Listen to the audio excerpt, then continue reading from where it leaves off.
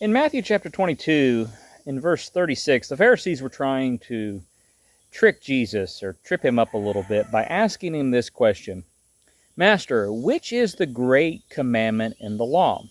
And then in verse 37, Jesus says, And Jesus said unto them, Thou shalt love the Lord thy God with all thy heart, with all thy soul, and with all thy mind. Now, for those that don't know, this was a quote from Deuteronomy 6, verse 5.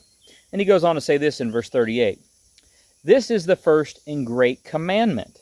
And the second is like unto it.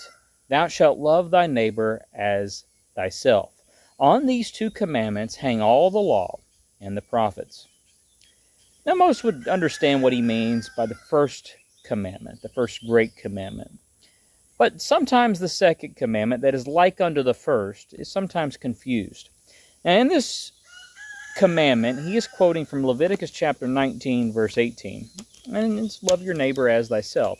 But today, with so much multiculturalism and so much white hatred and so many immigrants moving into our country in the West, what a neighbor is often diluted. I mean, what is a neighbor? A lot of people, they make everybody your neighbor. Everybody. And if everybody is your neighbor, nobody's your neighbor. Okay? Now, let's go to Leviticus chapter 19, and let's read the passage that Jesus is quoting to get a good context to what he means by a neighbor. And we're not going to read verse 18. We're going to go a few verses ahead of it and read verse 16. Thou shalt not go up and down as a talebearer among thy people. That's Israelites.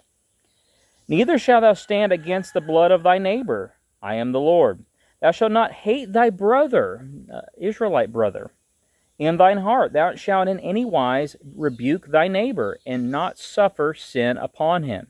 Thou shalt not avenge, nor bear any grudge against the children of thy people, but thou shalt love thy neighbor as thyself.